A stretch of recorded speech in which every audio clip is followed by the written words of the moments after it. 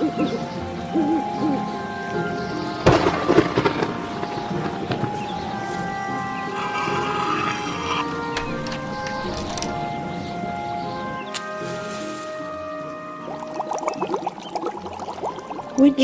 and Weird podcast.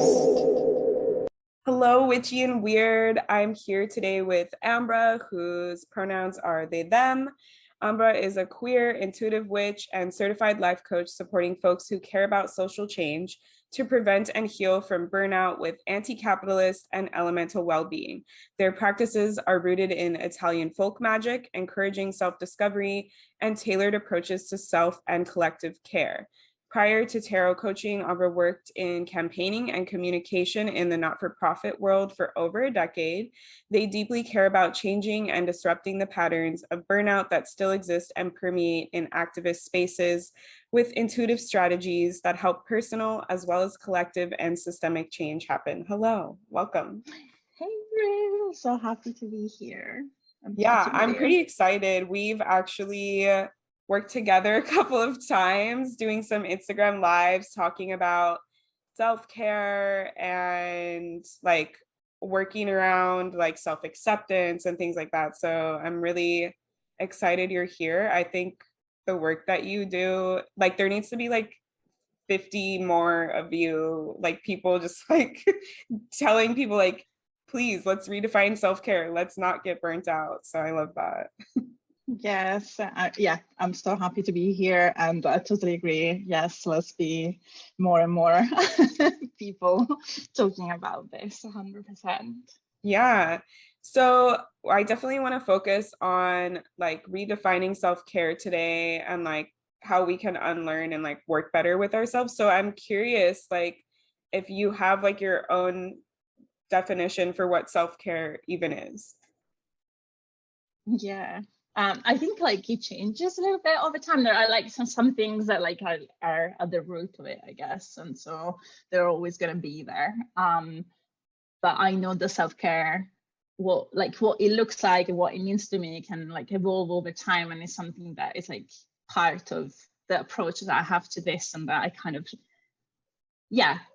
offer to people I work with as well. So to me, like as one of the root kind of meaning for me is like anything that I do with like caring intention towards myself and like others as well. So it's like, anything that comes under that umbrella. So it can be like absolutely so many different things that go well beyond like what might be the first kind of images or activities that we think about. So it goes beyond like resting or doing kind of self-soothing or pampering activities. It's also like some other things that are quite challenging, like like setting boundaries or like having difficult conversations, maybe ending certain relationships. All of those things for me are self-care, and that's why I kind of say that it comes under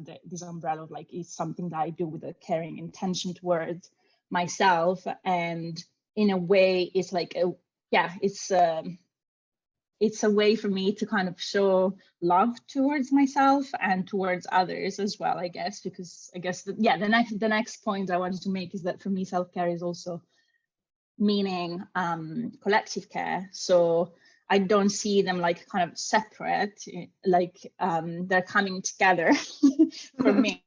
And that is because like even though like a lot of these things that you might be doing for yourself are again self-focused, it doesn't mean that you're doing them on your own or that you're doing them only for your own benefit. And that's why I kind of go back to this is like something I do with caring intention towards myself and others as well. So I would say like to those roots that I was talking about, one is like kind of self-love, and one is around showing care with intention towards myself and other people, and like how community comes in the picture of self-care and how we help each other and support each other doing those things that maybe we are taught we are supposed to do by ourselves. Yeah, does that make sense? Yeah, totally. I feel like I am hyper aware of this more so now. And I think I love that you're saying like it's not one definition, because I feel like we are kind of taught that especially like in capitalism, it's like self-care is like buying a like pampering thing or like doing a spa day, and I think it really limits people for what they think self-care is. And also like everyone is different, and like I love how you're like it's always changing. For me, it can be one thing one day or one thing for somebody else, and I think that kind of open-ended definition leaves that space for people to discover what works for them, what feels good for them, what feels restorative, and that letting them know like it's okay if it changes over time. Yeah. Yeah, I think there's like so many capitalist ideals around self-care.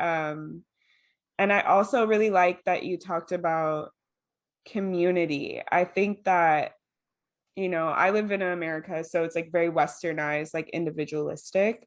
I think that that part is like really just left out of the equation. Like I saw this video recently that I shared on my Instagram, and this person was basically saying like if your spiritual practice doesn't have like a root or reason for something like outside of yourself, then it's not spiritual practice, it's just self-help. And I was like, oh, like this makes sense, like so many people are really preaching spirituality as self-help when it's like there's community. It needs to like think like, how are we repairing, how are we restoring, else are we thinking of? So I like that you also like, I love the synchronicities in my life always happen that way. It's like I saw that video and then you're saying this, right? Of course.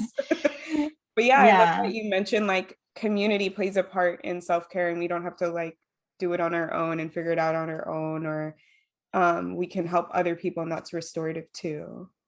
Yeah, 100%. And I think that like already, I mean, there is different levels of this. Like there is, depending on like your needs, like you might need different levels of support.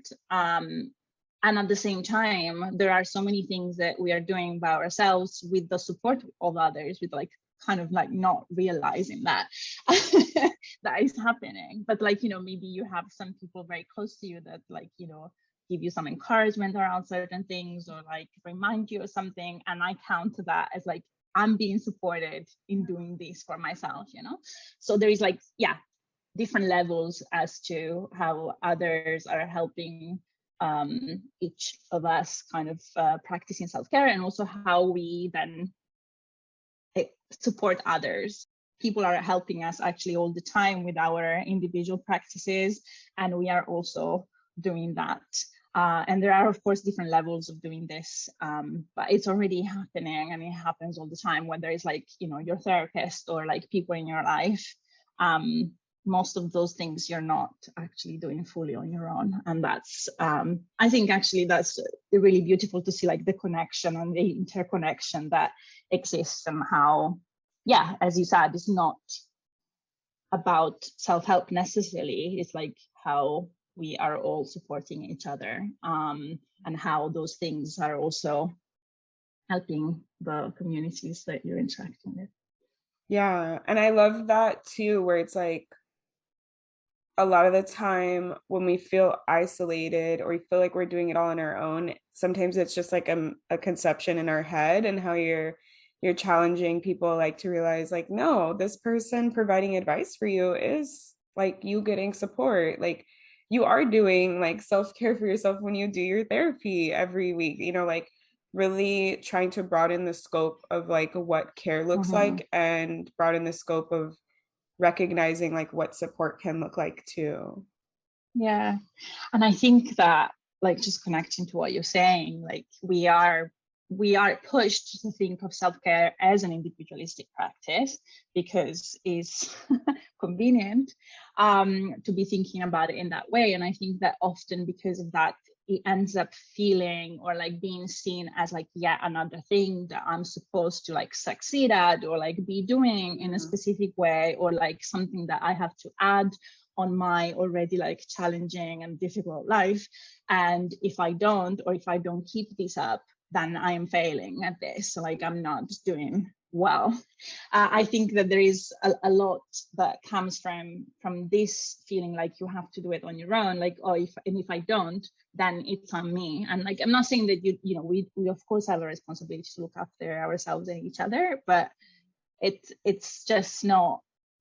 I always like encourage people to already look when they feel like oh, I feel like I'm not doing this, and like I've stopped doing all these things that were feeling supportive for me, and like I don't find the time for X, Y, and Z. Before like even looking at how to make some shifts there, I'm like, okay, but let's like look at the things that you're already doing, because I'm sure that you're doing lots of stuff, and and like, you know, what self-care looks like in terms of like the amount of things that we do.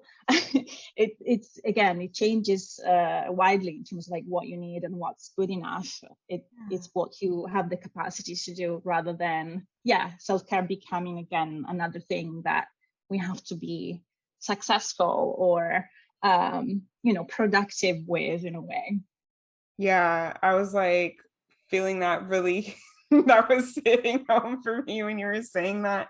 Yeah, I definitely see that like this needs to be another thing, an area of my life that I now have to succeed at. And if I can't manage my own self-care, my own mental health, my own emotional well-being, then I'm a failure, because we only see like other people from the outside and we think they are doing it. They're doing such a great job. Like, and I simply just every day, like say I'm going to meditate, and then it goes to the bottom of the list and I never do it. And then there's like so much like shame or all these things around it. So I love that you brought that up. I think that that is so important, that it's not just like a task. It should be something that, I mean, it is like, I feel like it's like a mix of like maintenance, just so that we can just keep going.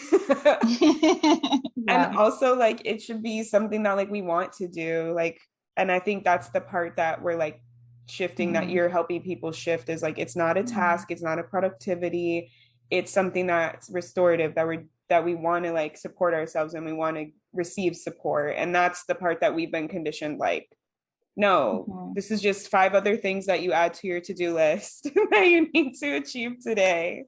And you have to do them every day. If you don't, then this is not becoming a habit. I have a lot to say about that actually as well, about habits and routines. Like, they are helpful for some of us, and they are helpful for many people in certain situations. But I think that I just have a lot to say around consistency in the sense that like I know consistency again is good, and it's good for some people and really helps some people, but it doesn't work for everybody. So I think that it's so important to kind of realize that sometimes we are doing those things, just not every day, and that is fine. That's still consistent, and you're still doing it when you think like it's a good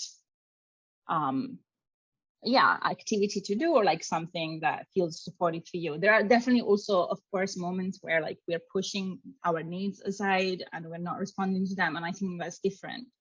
But I also believe that, again, it kind of connected to what we were just saying in terms of like feeling like we're kind of shaming ourselves into the things we haven't done for our self-care, or most days of the week, when actually for me it's like, how many times does this feel supportive, and like what's happening in your life? Maybe other things are happening, and of course you don't feel like this is a priority right now because there are other needs or there are other things that you're responding to, and so this can't come in right now in this way because you're looking after yourself in a different way.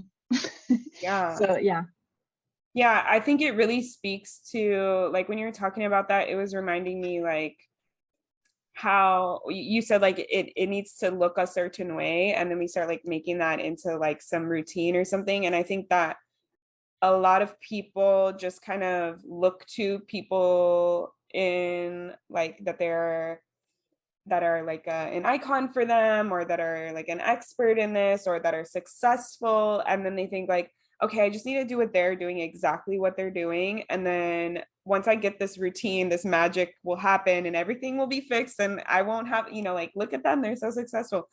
And I think like it really, that's what creates like that pressure. It's like really what the self-care, like how you're saying, is like understanding it doesn't need to be consistent. It needs to be like assessing what's going on for me and how I'm feeling.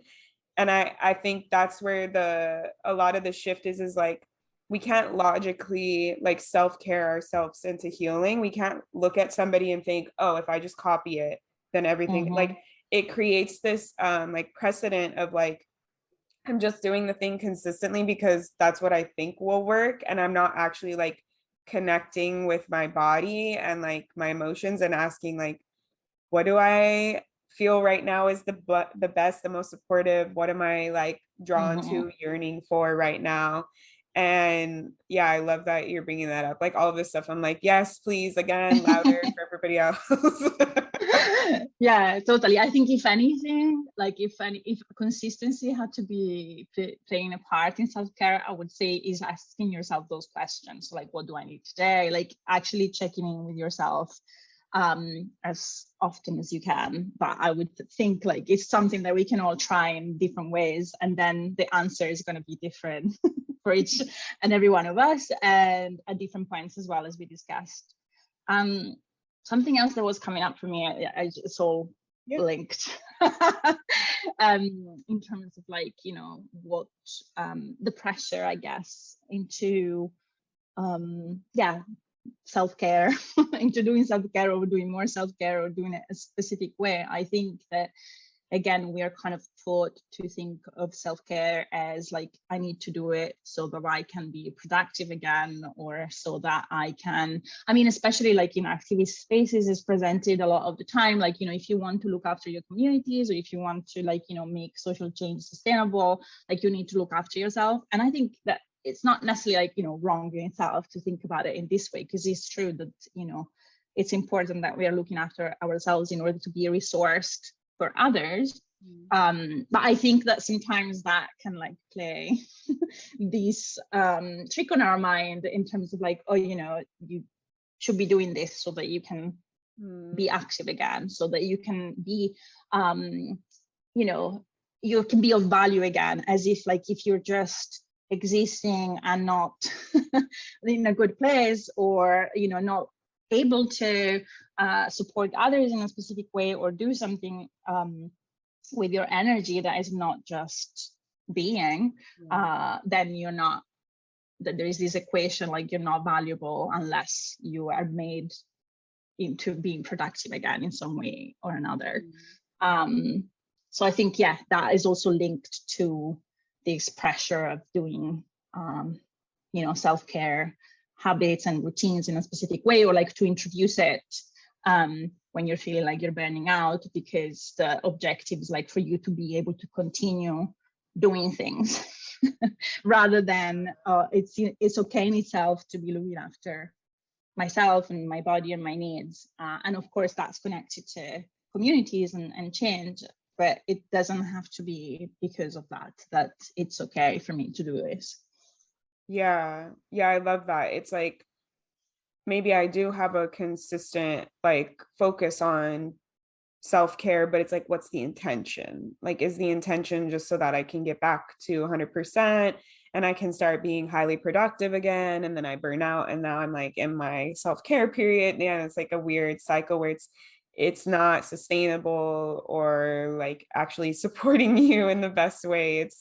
It's like, how can I get back to push myself to the limit again and then keep the cycle going, as opposed to like, how can I like feel good most of the time with this practice that I do regularly? Yeah, I love that. Like the intention, really looking at the intention. That was a big thing for me when I started doing stuff. Like I realized like my intention was like, oh, because I want to do what other people are doing because it's successful, I'm going to try this and that and that. And it's like, no, just like listen to what you need, or like hearing like, oh, this is what self-care looks like. And then I would feel like, as I started asking myself more, it's like, oh, well, I want to like go to the beach and swim. And I'm like, well, that's not resting, like that's not relaxing, so that simply cannot be self-care, like those, all these things that we're taught. And then I was like, no, like that's me as a person, like being in nature, doing physical activity or like exploring, that's restorative for me. And that really helped me to like break that mold of like kind of like your definition. It's like there's no mold, it's just whatever fits for you. And that was like a huge game changer. Yeah, no, totally. I mean, I've gone through the same, definitely. Like when I kept going through these loops where I was like, oh, I'm disappointing myself because I'm trying these things and they're not working, or like I know that they really helped me and now I'm not doing them anymore. And like, I just keep feeling like bad about myself because I know that that's helpful. So why am I not doing it? And I remember that I think like, the big shift with this happened during some of my therapy, because she kept kind of challenging me around this and being like, but do you want to do it?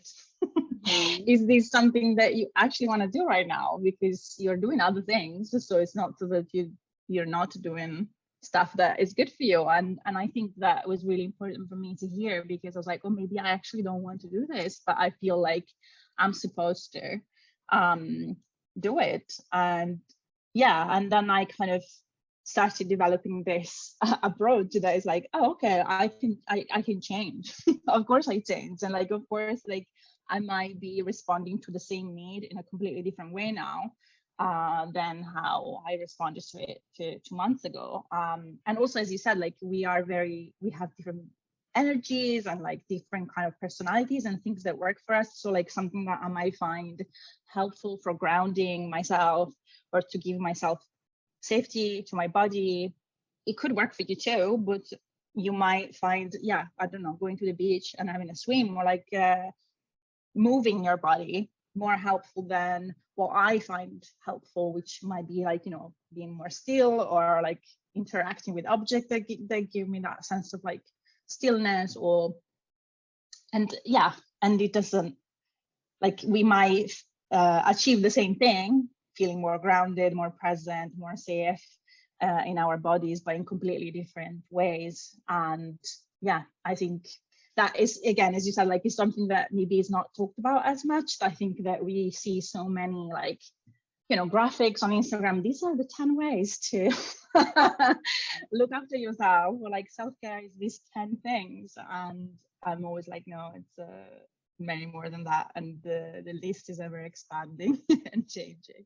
Yeah. And we even see that like in spiritual or like witchcraft. Like I'm just thinking of those graphics where it's like 10 ways to cleanse your energy. And it's like always the same, like 10 things, like take a bath, like use sage, like stuff like that. And I feel like it really sets this precedent for people that like those are the only 10 ways, because like 5 other people are sharing them. So it must be just these 10 ways. And it's really like, I find the more I just ask myself and the more I do like what my intuition is drawn to, I feel like it's more powerful because I'm like into it. It's like something that I'm already on board with. And it's not like, oh, I'll do this thing just because somebody else said, and I'm not gonna have as good of an experience, I guess, or like it's harder for me to feel like the cleansing or the shift or the relaxation or whatever. Yeah, exactly. Yeah. Exactly that.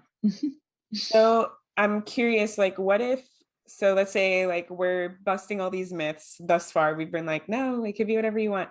So what would you say, like maybe for next steps for someone? So they're like, okay, I'm starting to realize like maybe some of my like programming or my definitions or how I was operating was very like capitalistic or built on other people's conception. Like how can they start, or what advice would you give them to start like unlearning that? Like how do we start getting rid of that in our mind and our body? Yeah, I think like one thing that sometimes can be difficult as like as a first step. So maybe it can be like later on, if as a first step it feels like a bit too much. But I think at some point in this process, it's helpful to like connect with your values. So like, what are your actual values in life? And when it comes to self-care, like what do you want to see? Because then I think it's easier to see if your practices are in conflict with this. And it's also easier to like get inspired, like, oh, if these are the values, the core values that matter to me when it comes to self-care and when it comes to life in general, more broadly, maybe this is a different approach that I can take to self-care. Like maybe there are some different things I can do. So like it's like kind of reconnecting with yourself rather than connecting with values or meanings and concepts that are being kind of channeled towards you instead. So I think that's a nice kind of first step if it feels possible, because I know that sometimes can be a bit overwhelming. So it might be like something to do later on, if that's the case. And I think that then it's like kind of starting to integrate these kind of check-ins that we kind of were mentioning earlier. So either like kind of connecting with your body more regularly, and like seeing like, you know, how you're feeling and like what kind of like your body needs and like how you might respond to that need. And again, I know that this is not super accessible to everybody because some of us can feel quite unsafe kind of connecting with our bodies. So there are different ways to do this. So like it's kind of connecting with yourself. If like connecting with your body feels like, oh my God, alarm bells. So like you can just ask yourself these questions and like, you know, maybe approach them from a more kind of, you know, air element perspective and maybe journal on them or just like think about them. But starting to ask yourself the question, you know, how am I feeling? What do I need? And like, how can I respond to this need today? I think it's like a way to start unlearning this, because you don't automatically go into, oh, I'm feeling like this, so I must be doing this, or like, I'm not even checking how I'm feeling today, or like what my energy level is, and or like what's going on in my life. And I immediately go to like, oh, you know, I'm not feeling good, so this is kind of by default what I should be doing. So like opening up questions that you can give answers to that are different, like, you know, on a different day. I could keep going. Should I keep going? I want to break down what you said. Those things are yes, really please. I love the values, because I think that if you have your values and you're working on them and you're constantly like referring to them or editing them, I think it helps with the intention, right? Because if you know what your values are, that like kind of just flows into the intention. Because I was thinking like a lot of people, they want to be successful. And so that's why they do self-care, not because they're like wanting to listen to their body and feel like more at balance in their life.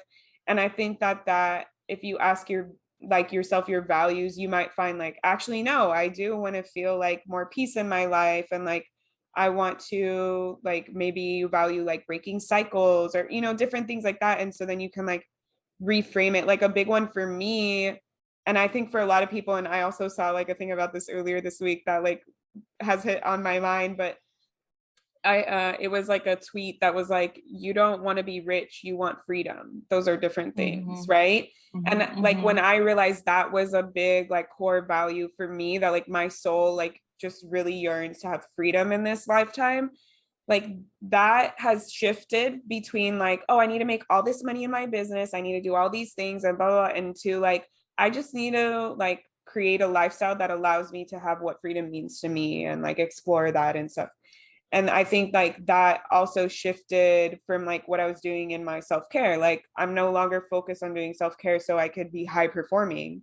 I'm now focused on self-care so I can feel more freedom, so I can like be more, I don't know, freedom for me is like a little different than, obviously everyone defines it differently, but like, yeah, it definitely has helped me to like redefine why I'm doing it and what I'm doing it for and like all this kind of stuff. So I really love the values thing. Yeah. And yeah, like the check-ins are so important. Like I do that with my clients too. We learn how to connect and talk to the body more as they feel safe and if it feels safe and all that.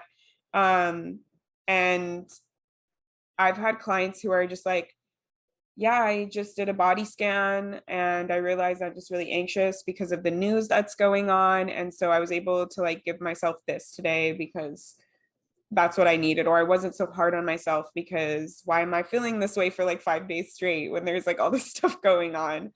Yeah. It's so restorative to like ask yourself and then to like hear the response. Like it's helped me with coping mechanisms because I have like a tendency to like emotionally eat. So if I'm like checking in and I realize actually, whoa, I'm really anxious right now, then I realize I don't need to eat that food because I just need to like take some time to sit with the anxiety as opposed to just be like, why am I so hungry? And just like eating everything. Yeah. Oh, so Yeah. good. Yeah, I have the same. So yeah, I think, yeah, sitting with that and like trying to ask yourself those questions as often as you can is really important. And I guess going back to the values as well, it does connect to what I was mentioning at the beginning in terms of like, what are the roots of, you know, the meaning of self-care for me. And I think that that can be like the next step. Like if you look at your values, as you said, you know, maybe it's freedom, and then like, okay, so that, what does that mean for my self-care? What are like kind of the roots, the values that I want to put at the roots of my self-care practices and approach. Yeah, and then it can all, you know, trickle down. Yeah, and one thing that I wanted to like really mention is like time, because time is again like kind of there is two things around it. One, it really depends on like you know, our life, our responsibilities, our privileges, like how much time we have like outside of work, or like outside of responsibilities that you have, you know, maybe of caring for others, and or like caring for yourself because you have you know, maybe disabilities that you're working with. I think that, yeah, as a starting point, we all have different amount of times available to like do this, to focus on our self-care, to ask ourselves about our values, checking in, all these things, which, you know, ideally they require time for you to stop and like asking yourself these questions, or like, yeah, do this kind of like work. And I think that it can be really hard depending on like what's your situation and like where the time that you have is going. So one thing that I like to kind of introduce when I'm like approaching that, like in my situation as well, because like I do have chronic illnesses that I'm having to like interact with, and mental illnesses, and all those, like these are just examples like that will make the time that I have to do this, or the kind of capacity that I have vary wildly on different days. So I think that what it's important in terms of like, you know, undoing the capitalist conditioning. One, it is still to acknowledge like the limitation and oppression that we are facing every day, depending on our personal situation. So I think it's important that we don't forget that that exists, because it does. So like we might be in conflict with our values. So we might find that what we would like to do for our self-care is very much in conflict with what we can do because of the restrictions that we have on coming from like system of oppressions, you know. So I think that in this situation, so I'm thinking of time in two different ways. One is to acknowledge the situation rather than, you know, act as if it doesn't exist, because it does, and it's affecting us in different ways.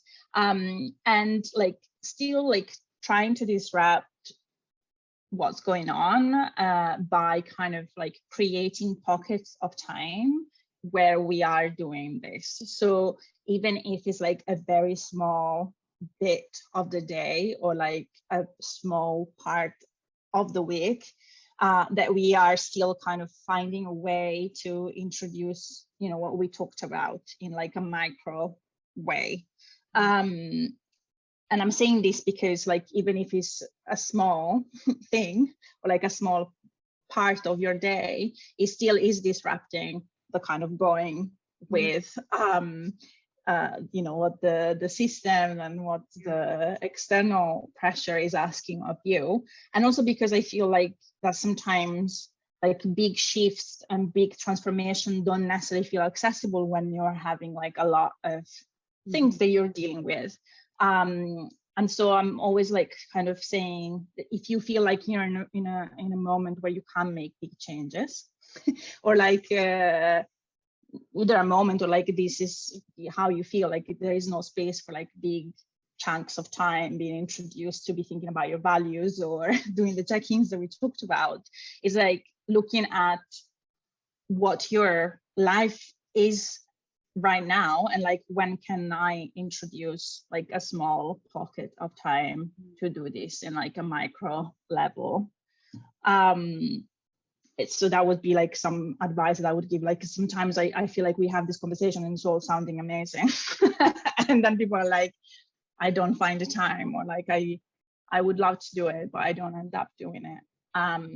So yeah, it's kind of like reflecting on when you feel like it could feel supportive rather than again adding to maybe the pressure or the things that you're experiencing that are quite difficult. So it needs to feel supportive and like it's generative rather than, you know, exhausting your energy or feeling like it's adding on.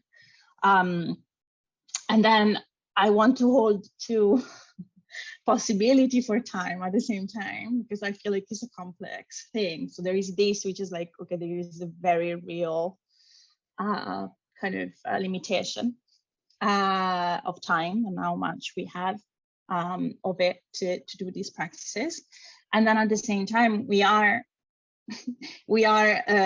pushed to think that we don't have it.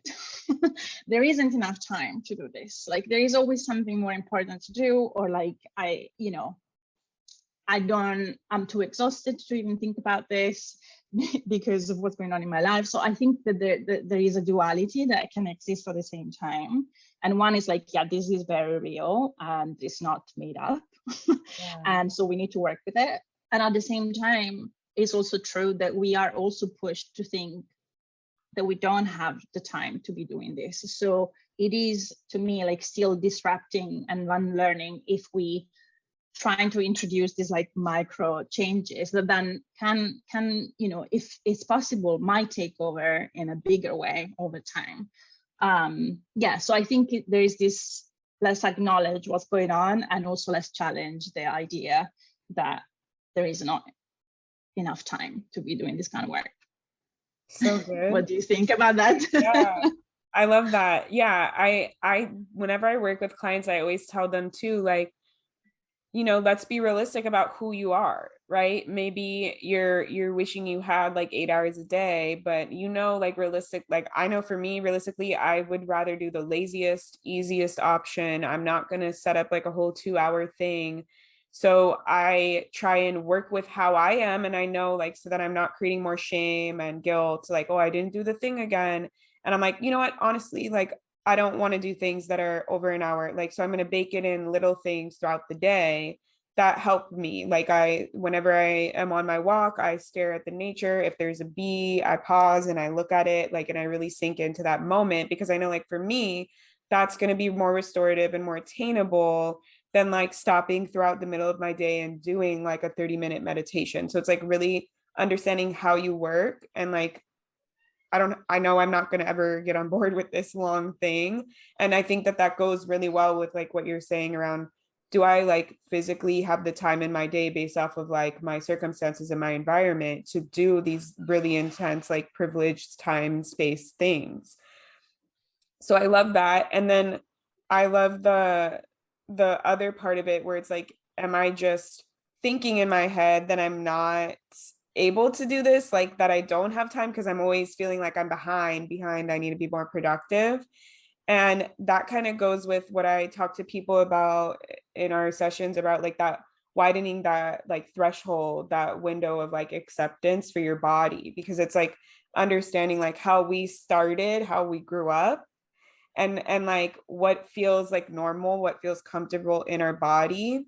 And for me, I know personally for me, relaxing, resting, that never felt comfortable for how I was raised. I was raised like highly productive, like a lot of pressure.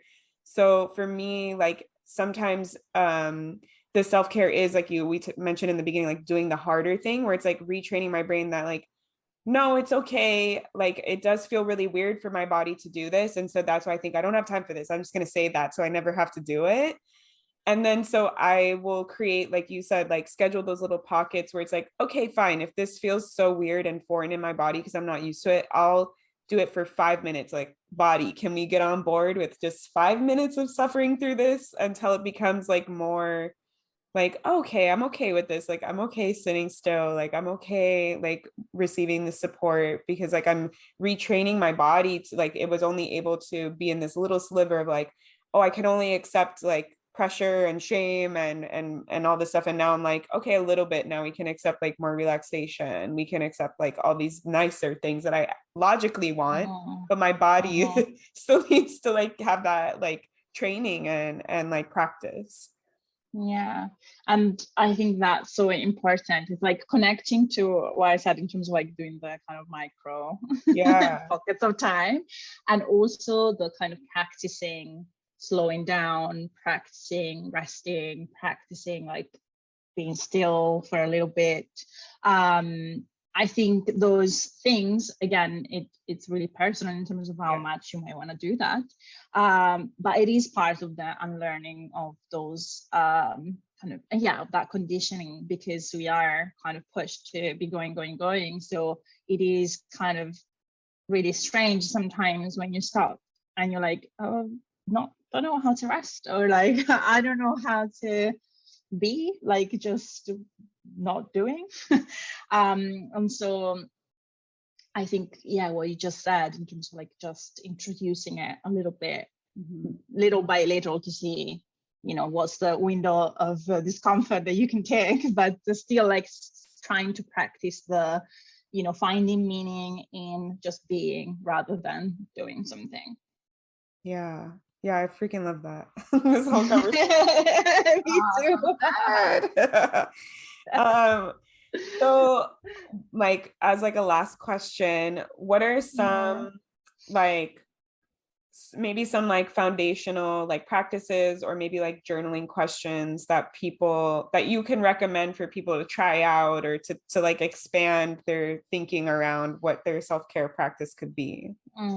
Yeah, I think we already mentioned some, and on top of those, on top of what we mentioned, which I think is kind of foundational, like starting to do these things. I think something that can be helpful is, and people talk about it all the time, but it's important, is like looking at boundaries. So looking at the boundaries that you need in order to actually feel like you can do all the things that we talked about. You can respond to your needs in the way that you feel like is supportive to respond to them. I think boundaries is like at the basis of that, because it's boundaries with yourself and also with others. So it's kind of a two-way street, I guess. But yeah, looking into like, okay, now I know this is the way that I want to respond to this need today. And then like, I feel like oftentimes we might be faced, not always, but in some situation we might be faced with, oh, but I don't feel like I can do this because something. And usually that's a boundary that might need to be introduced. So what I encourage people to do is like, okay, now you have an idea of like how you'd like to approach the situation. Do you need any boundaries to go ahead with this? Or like what boundaries are going to support you doing this, or are you practicing this? So like, really looking at how can boundaries support all of this, like, caring wealth that you're building, I guess. And I think, again, this is reconnecting back to your values. So the boundaries don't feel like conflicting or like sometimes they can feel quite harsh, but I think if you connect them back to your values, you'll be able to create boundaries that feel supportive and generative rather than not. And connected to this is looking at communication. So I know I'm saying like some stuff that might be obvious, but it is also some of the stuff that a lot of us find really difficult. So like you might know which boundary you need, and then you're like, I don't know how to put this, or like I find it really hard and like scary to be stating this boundary or honoring this boundary, or like have this difficult conversation about how I'm feeling. And as I said, I feel like it's communication with others and with yourself, because like you might have an answer to like, oh, this is how I'm feeling, and like I feel very uncomfortable with this answer, or like I'm feeling overwhelmed by this. So like practicing communication and like kind of like how to feel more comfortable, or like find it easier to have those difficult conversations with others in terms of like how to meet your needs and how you're meeting their needs, and also with yourself, as I was saying, like, you know, sometimes it's difficult to be compassionate with yourself, or to just kind of stay with how you're feeling, instead of like feeling like you have to fix or like get out of the kind of discomfort that you're going through. So I think, yeah, boundaries and communication are a very important part of the picture. Yeah. And then, yeah, sorry, I'm gonna stop, sorry. No, that's awesome. I like how you mentioned like boundaries for yourself, because that's something that I had to realize, where it's like, maybe I'm really good at like stating the boundary with other people, but then I'll say like, okay, we're gonna try and do this thing, and then when it comes down to it, I'm like, oh, we can do it tomorrow, you know, like, so I would tell myself, you know, like, hey, instead of sitting on the couch staying up late, like, let's get ready for bed, let's go to bed at a good time. And I sometimes, the way I kind of like got on board was like thinking about it, like, how can I set like future me up for success? Like I'm helping future me feel better tomorrow, you know, like I always see it as like me, like it's like future me and me from the past, like giving each other a high five, like thanks for that, you know, like good job. You know? Yeah. And I really love that. And also like with communication, like I think that I've experienced a lot with clients and just with people like in general in my life. There's a lot of like anxiety and like stigma around communicating and like needing to communicate everything right the first time and all this stuff. And so people just don't say stuff. Cause I've literally had people like tell me like, so how do I tell him that I don't really like when he does this and it kind of makes me feel weird? And I was like, exactly what you said. Just say that. Like there's no, like it doesn't need to be like fancy and more and like a 5-page paper with like a hypothesis and like we often like what we're saying in our head or what we're saying to other people, like I don't know how to tell them. It's like exactly what you just said, I think is good enough. And I think like there's a lot of anxiety, and so I always tell people like, if you have anxiety about saying the wrong thing or not knowing how to say it, like just say that in the beginning, like I'm trying to do this, can you be patient, like I might not be the best at communicating this. And it makes like so much of the anxiety go down. Like I have that with my partner, like we push each other, you know, to work through different things, and like communicating my needs and was a big deal. And so I was just like, hey, I'm not really good at this. Like, give me like, you know, 10 minutes while I work myself up to say this thing because I'm scared of saying it, you know? So like, I find people are so like more than not, they're like open to that. They're like, okay, cool. Like, I don't mind doing that. And then you're like, whoa, what do you mean? Like, it was that easy? Yeah, exactly. I think, yeah, sometimes we just feeling so scared of like what's going to happen by saying these things, or like how we're going to say it, as you said, that which will hold back, or like think that is going to, you know, go very wrong. And yeah, it's important to just try and practice. And also one thing that like changed things quite a lot for me with communication is like, oh, I don't have to have one whole big conversation about this. Like I could talk about this for a bit, and then when it feels like, oh, you know, we might need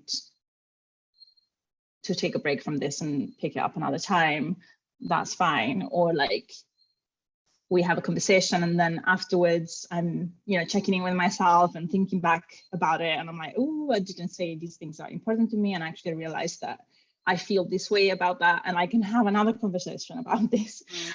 But if somehow I have this belief that, you know, it all has to happen in this one big conversation and then that's it. You don't have any more chances. So Yeah, so much good stuff. I love this conversation. So where can people find you on the internet? Maybe like what's coming up? What are you working on? What like program or thing offering that you want people to know about? Yeah. So you can find me on Instagram at Ambra Thriving. You know, that's my like inspiration. That's why I got Thriving after my name. And same and thrivingspace.co.uk from my website.